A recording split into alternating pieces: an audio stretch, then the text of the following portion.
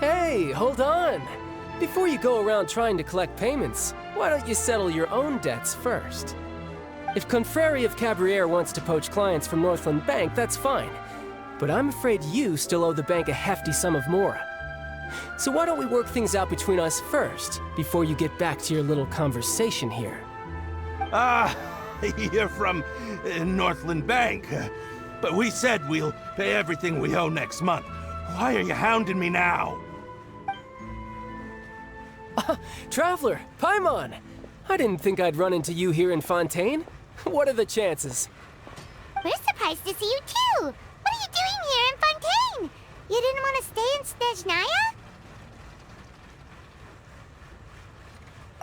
Snezhnaya? Long story short, I've already been in Fontaine for some time now, and honestly, things have been pretty boring.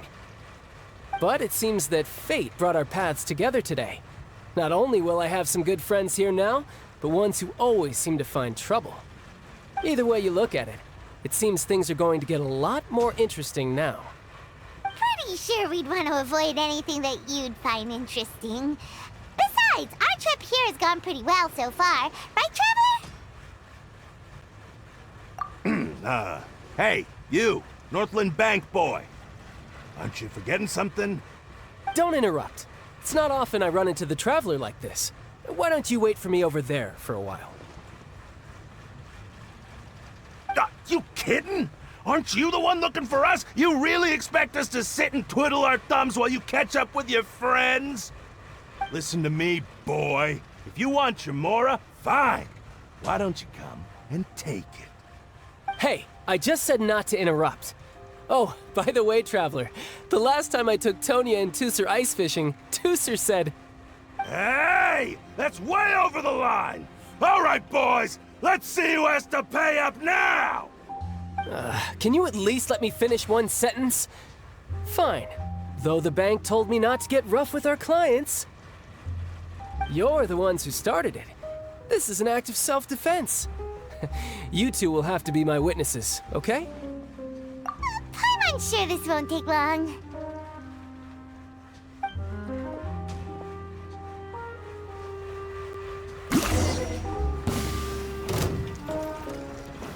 You're mine. Shouldn't let your guard down. No time to lose.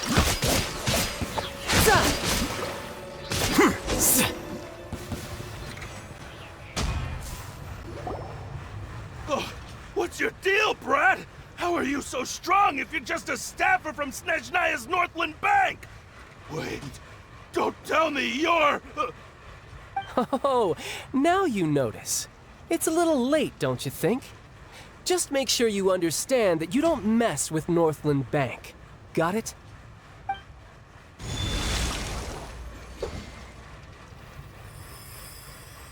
Huh? Now's my chance!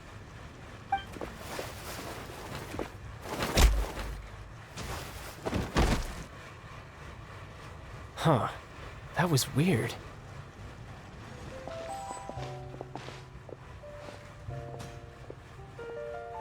I'm not sure.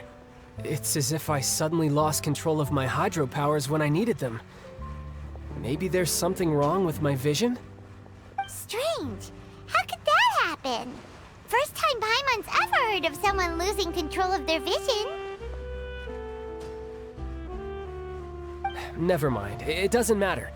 If I want to stay sharp, I shouldn't be relying too much on my vision anyway.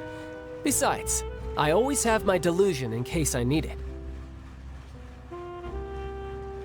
So what are you doing in Fontaine, child? I don't see it's work for Northland Bank.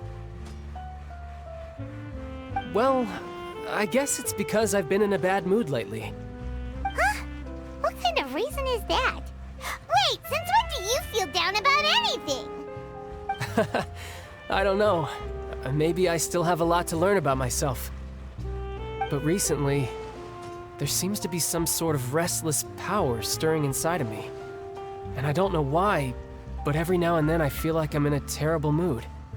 Maybe you losing control of your vision just now is connected with that power you're feeling inside. that is a possibility. I can't remember if I ever mentioned it before, but when I was 14, I fell into some unknown abyss. It was during that time I learned nearly all of my abilities. The one who took me under her wing and taught me was named Skirk. She was always quiet and very mysterious. Nobody knew where she came from or what she had been through, and she was always very strict when teaching me combat techniques. One time, I asked her why she was willing to take me on as an apprentice. From what I could make of her answer, it was because I had awakened it, and traces of it remained on me. She said that all my combat training would be useful in the future. But what is it? What did you awaken? She never explained that, but my guess is that it's related to a dream I saw when I had just fallen into that abyss. In my dream, I was in the deepest depths of the sea, and the boundless seabed was all around me. But in front of me appeared a whale that was so massive, I felt like I couldn't breathe. A whale? Oh, that sounds familiar! When we fought against you before, you summoned a huge whale that seemed to leap at us. Is that the one? That's just an abstract form of a whale that I create using my elemental powers. It takes that shape because the scene I dreamt of the whale has always been stuck in my mind. I'll never forget it. So you used the whale as inspiration for one of your moves? Huh. Seems a little twisted to Paimon. So why don't you just go ask your master? Maybe she knows the answer. You make it sound so easy. Ever since the incident I experienced there, I've never stopped searching for Master Skirk and that unknown abyss. But it's been years now, and I've still found nothing. There isn't even a trace of the place where I remember falling into the abyss. Oh, it sounds like some kind of ghost story. Yeah, I'm out of leads at this point, but there's nothing more I can do. It seems that strange encounters in this world tend to be elusive like that. Oh, seems the time really flies when I'm talking with you. I just remembered I have somewhere else I need to be, so I should get going.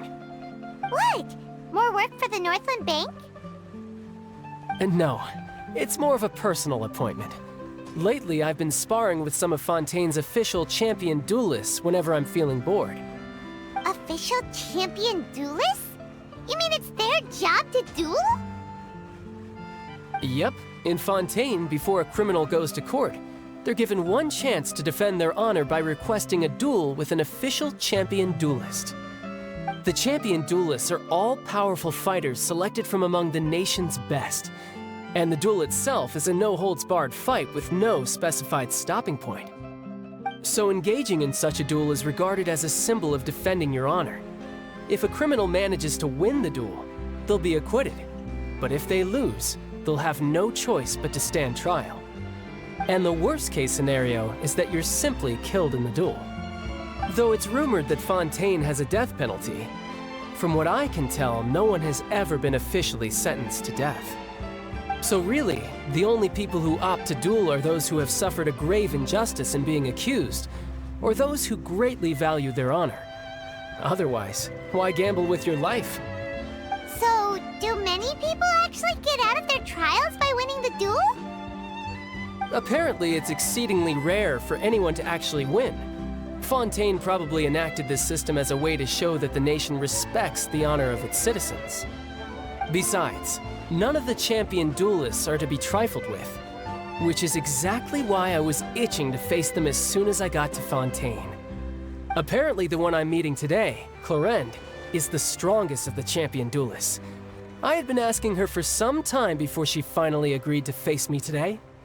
Well, that's Childe for ya. Paimon feels like we heard that name somewhere before. Clorinde. Huh. Oh, before I forget, I want you to have this. Huh? Your vision? You're seriously just giving it away? I'm just worried that it could become uncontrollable again. I'd be pretty upset if it got in the way of my duel, so I think I'll be better off without it for now. Besides, I just need you to hold on to it for a short while. I'll come retrieve it when I have some time later. Paimon knows what you're up to. You just want an excuse to come talk to us again, don't you? Whatever gave you that idea? I'll be in touch later.